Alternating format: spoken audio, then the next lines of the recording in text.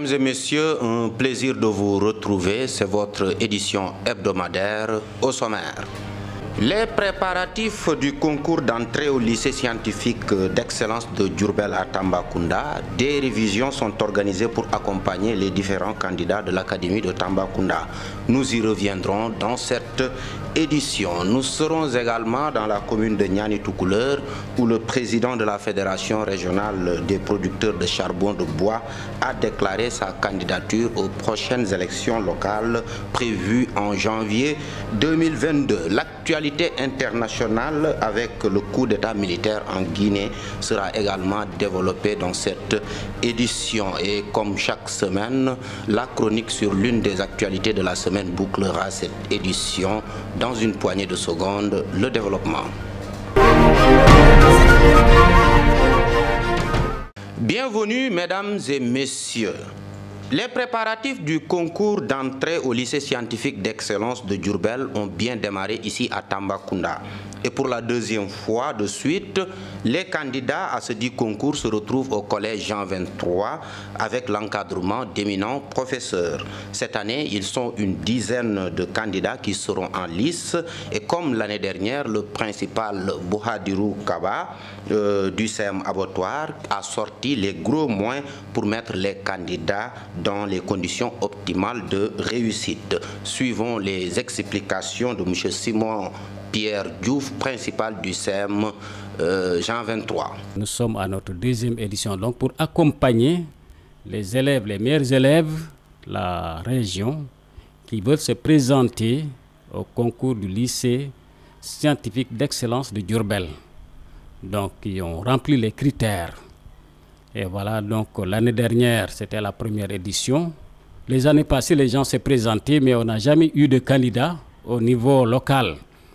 Et vraiment, avec l'idée du principal Kaba, l'année dernière, qui m'a fait la proposition, on a initié la chose et ça a porté du fruit, parce qu'au moins, on a eu une candidate qui a pu réussir et qui était en première année cette année. Donc voilà notre deuxième édition. Donc il y a également une dizaine encore que nous accompagnons. Donc pour l'accompagnement, vraiment, c'est le principal Kaba qui parraine. Donc il a pris la chose, c'est le parrain de l'édition, ou de ces deux éditions-là. Mais les élèves, les parents, on ne leur demande rien. Donc c'est lui qui paie les professeurs. Donc on peut dire que la formation vraiment elle est gratuite pour les élèves. Il y a des élèves qui viennent, c'est pour la région. Parce que j'ai vu dans les candidates là même une qui nous vient de Kédougou. Donc vraiment c'est ouvert à tous les candidates qui remplissent les critères. La formation à peu près c'est pour 1 mois. Donc on a commencé le 6 et on va finir vers le 4 octobre.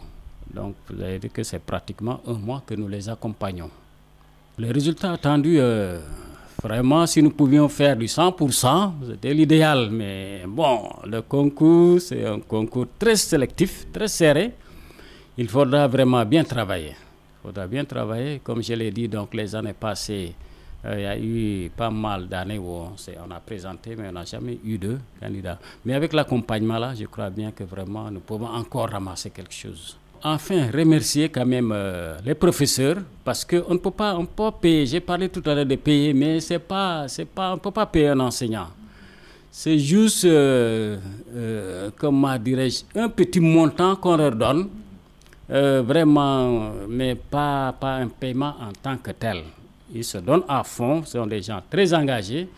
Et vraiment, au nom du principal Kaba, je les remercie. Mais il devait être là, mais il est trop pris. Donc nous remercions également les parents qui ont eu confiance en nous. Donc le collège Jean 23 n'est qu'un collège d'accueil. Et je remercie également au passage tous les principaux, parce que chacun pouvait dire que non, bon, moi je garde mes élèves chez moi, mais ils nous ont fait confiance, donc je remercie tout le monde, vraiment. Bonne chance à tous les candidats. Plus de 50 jeunes ont été mobilisés pour une journée de reboisement sur une superficie de 20 hectares. En effet, le CEDEPS de Tambacounda, en partenariat avec le service régional des eaux et forêts, a effectué cette activité dans le cadre de la mise en œuvre du protocole qui lie l'inspection régionale des eaux et forêts de Tambacounda et la société de gestion de Manantali. Boubacar Ndiaïba était sur les lieux.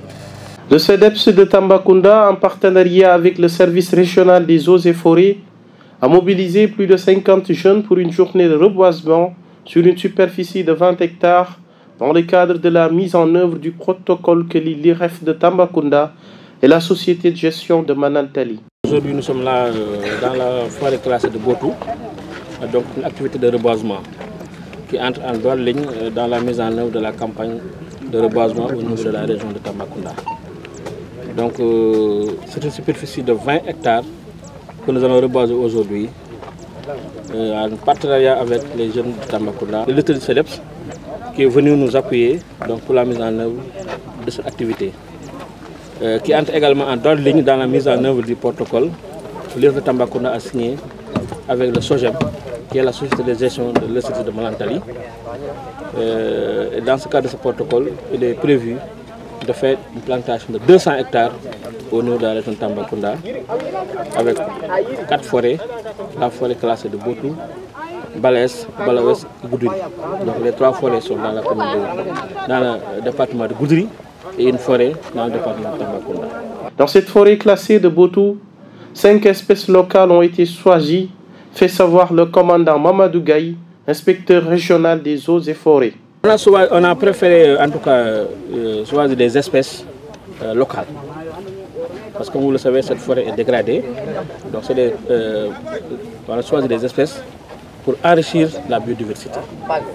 C'est des espèces locales donc, qui ont été choisies en collaboration également avec les populations, compte tenu des vertus de ces plantes sur le plan de la pharmacopée, mais c'est également l'utilisation dans le cadre de l'élevage, mais également pour le bois, etc.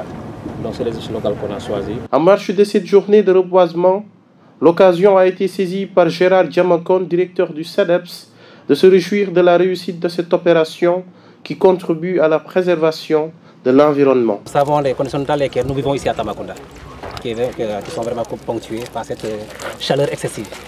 Par conséquent, je crois qu'aujourd'hui, on doit privilégier le reboisement. Pas seulement au niveau de la forêt classée de Botou, mais surtout au niveau de même à l'échelle régionale. Parce que ma forêt reboisée, c'est pour cela que j'ai mobilisé une cinquantaine de jeunes, parce que vu le contexte également de Covid, c'est pour cela que je peux restreindre le nombre, sinon on a dû avoir un nombre plus constant que celui qu'on a aussi aujourd'hui. Donc c'est une fierté pour nous de venir participer, parce qu'on ne le fait pas pour nous-mêmes, mais on le fait pour les populations de Tambacounda. Je crois que les jeunes sont conscients de cela, parce qu'on a eu à organiser des rencontres, des réunions de sensibilisation, mais aussi de conscientisation des jeunes par rapport à cette activité. Et je crois qu'ils ont bien compris, et cela s'est justifié aujourd'hui par leur présence massive à cette opération de reboisement. Toutefois, le commandant Mamadou Gaye rassure qu'à la fin de l'hivernage, le service régional des eaux et forêts va entretenir et suivre le développement de ces plans. Politique. La commune de Niani-Toucouleur rencontre beaucoup de difficultés d'après Moumoudouane, président de la Fédération régionale des producteurs de charbon de bois. C'était à l'occasion de sa déclaration de candidature aux élections locales dans les locaux de Silamé, chef-lieu de la commune. Il dit être prêt à changer toutes les difficultés auxquelles rencontrent les populations. Junior Ba était notre envoyé spécial dans la commune de Niani-Toucouleur. Les élections locales semblent déjà en conquête dans la commune de Niani-Toucouleur. Lors de la déclaration de candidature, Moumoudouane s'est expliqué sur les difficultés auxquelles la commune se confronte. Une des raisons qui l'ont poussé à vouloir être maire pour changer la donne. Les difficultés, aujourd'hui nous on a un problème de puces rurales. Dans la commune, il n'y a pas de puces rurales. En même temps aussi, dans la commune, il y a beaucoup de jeunes qui ont des diplômes niveau bac, niveau BFM. Ils n'ont pas de formation. Les femmes aussi n'ont pas de formation. Donc tout ça, c'est des difficultés qu'on doit régler. J'ai fait aussi amener des femmes à Tambacounda pour vraiment qu'elles suivent des formations sur les transformations des produits locaux. Avant tout, d'abord, vraiment, je les remercie à ma profonde gratitude. Sincèrement parler, je suis très content. Et je ferai tout mon possible pour être à la hauteur des attentes portées sur ma modeste personne. Le mouvement de la jeunesse, en passant par l'amicale des étudiants ressortissants de la commune de Niani, ont témoigné entre autres les difficultés qu'ils rencontrent. Ces jeunes se disent prêts à soutenir la candidature de Mamadou Wane. La commune de Niani Toucouleur vit des situations très difficiles, des situations vraiment très mal. Donc nous n'avons pas des routes, nous n'avons pas aussi des forages. Aussi la jeunesse déplore surtout au niveau des navettans. Jusqu'à présent, nous constatons que la commune de Niani Toucouleur est la commune la plus recule parmi les communes. Parce que jusqu'à présent, cette commune n'a pas connu au niveau international, au niveau national, c'est-à-dire les phases départementales. La commune de Niani Toucouleur n'a jamais se présenté au niveau des phases départementales. Si Navetan existe, la commune de Niani Toucouleur ne sait pas. Si licence existe, la commune de Niani Toucouleur ne sait pas. En plus, dans le cadre de la santé, nous voulons en plus, parce que commune de Niani Toucouleur qui compte 36 villages. Parmi les 36 villages, nous avons que 3 postes de santé. Parmi les 3 postes de santé, aucun parmi eux n'a pas une ambulance. Parce que la distance qu'il faut, Makassilame, 25 km, et porter une femme enceinte sur une charrette, Makassilame, c'est très lourd. Et puis nous demandons vraiment cette aide. Oui. Avec l'appui des populations venues des villages environnants du chef-lieu de la commune, Mamadou Wane déclare officiellement sa candidature et compte faire face au maire sortant. Officiellement, je déclare ma candidature dans la commune de Niani Toucouleur. L'actualité internationale nous conduit en Guinée. L'annonce de la capture du président Alpha Condé ce dimanche 5 septembre 2021 ainsi que la prise de contrôle de Conakry par les hommes du colonel Mamadi Doumbouya, sans compter la dissolution des institutions, a suscité des scènes de liesse dans tout Conakry et les ressortissants de la commune de la Guinée résidant à Tambacounda ont aussi montré leur satisfaction face à ce putsch inattendu. Moussa Sarr et Ibrahima Diallo sont allés à leur rencontre. Après le coup d'État orchestré le 5 septembre dernier par les putschistes, les Guinéens vivant au Sénégal ont donné leurs avis suite à la situation qui survient dans leur pays. Vraiment, nous sommes très contents parce que Alpha Condé a trop fait souffrir les Guinéens. Vraiment, on est très heureux de voir qu'on l'a arrêté. On est très contents, nous les Guinéens. Pour le coup d'État, là, ça nous rend plaisir quand même. On est très contents, on est très fiers de Mamadi Doumbouya parce que ce qu'il a fait là, c'était seulement qu'il pouvait faire ça. Tout le monde entier qui veut voir la Guinée en paix, vraiment ils sont contents. Les Guinéens habitant au Sénégal ont aussi formulé des propositions concernant le président à venir prochainement. Il plaide celui qui sera capable de privilégier les intérêts des Guinéens. N'importe qui, s'il peut gérer notre pays et faire le développer, c'est très bon. C'est lui qui va gérer la population guinéenne, qui lui donne la paix. Vraiment, il faut que Dieu lui donne à voir les élections. Ces anciens gouvernements-là, ils n'ont rien fait. Presque 10 ans maintenant, 11 ans, rien fait. Depuis 2010 jusqu'à ce moment, ils n'ont rien fait. C'est lui qui sait qu'il ne peut pas recevoir la population guinéenne en paix.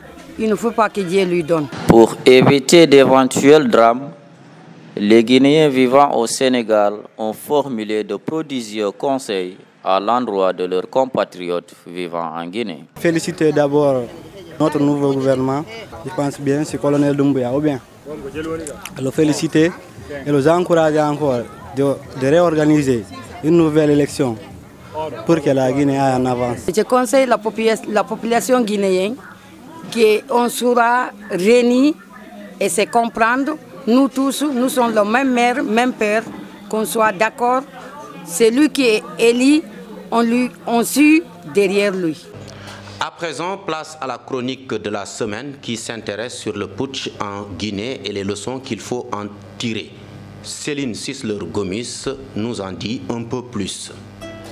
Au pouvoir, depuis 11 ans, le président guinéen a été arrêté récemment lors d'un coup d'État militaire. Très critiqué depuis sa réélection contestée en 3e mandat, Alpha Condé a également fait les frais d'un contexte régional propice à la prise de pouvoir par l'armée. Ses opposants l'accusent d'avoir mené un hold-up électoral. Moins d'1 an après sa réélection controversée en 3e mandat, le président guinéen Alpha Condé a été arrêté dimanche 5 septembre par l'armée qui a annoncé la dissolution des institutions, la fermeture des frontières et l'instauration d'un couvre-feu. 10 ans après son accession au pouvoir, le premier président démocratiquement élu de Guinée, opposant historique aux régimes dictatoriaux et à son tour accusé de dérives autoritaires. Il a fait modifier la constitution qui fixe un maximum de 2 mandats présidentiels pour pouvoir se présenter à nouveau. Un pari réussi, puisqu'il lui vaut d'être réélu avec près de 60% des voix le 24 octobre 2020, mais qui a terni considérablement son image. La France condamne la tentative de putsch appelant à la libération du président Condé. La CEDEAO a condamné le jour même le putsch mené dimanche par le chef des forces spéciales, le lieutenant-colonel Mamadi Doumbouya, contre Alpha Condé, 83 ans vétéran de la politique ouest-africaine. Elle a exigé sa libération et le retour à l'ordre constitutionnel dans ce pays pauvre mais regorgeant de ressources minières, notamment de bauxite. La CEDEAO se retrouve dans une situation comparable à celle qu'elle a connue lors d'un putsch au Mali en août 2020. Elle avait alors pris des sanctions essentiellement économiques et suspendu le pays de l'organisation. Le syndrome du 3e mandat en Afrique avec ses victimes, comme Alassane Ouattara en Côte d'Ivoire, Yoweri Museveni en Ouganda, Faure Gnassingbé au Togo. Nombreux sont ceux qui veulent rester au pouvoir. Mais j'espère que le coup d'État en Guinée servira de leçon aux autres États de l'Afrique de l'Ouest. Car à celui qui voudra s'y aventurer, comme on dit en Wolof, wax bu yegg nak dafa ka moom. Mesdames et messieurs, ainsi prend fin cette édition. Merci de l'avoir suivi. Merci également à toute l'équipe qui nous a accompagnés pour la réalisation de cette hebdo. Quant à moi, je vous donne rendez-vous très prochainement pour un autre tour de l'actualité du Sénégal oriental. Excellente semaine à tous.